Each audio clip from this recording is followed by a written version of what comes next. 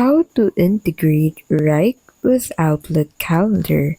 In this video, I'll show you how to integrate Wrike with Outlook Calendar. So to get started, go ahead and open Outlook into a new browser.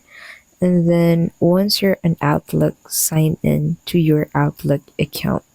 So once you're signed in to your account, go ahead and select a message from the Messages tab, and then once you click on the message, you'll be able to view a preview of the message at the right side of your screen.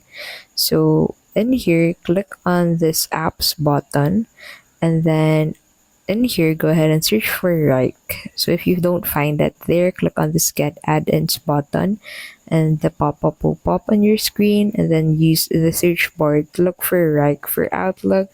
And then from here, click on the add button, and then Wrike will automatically be added into your Outlook account.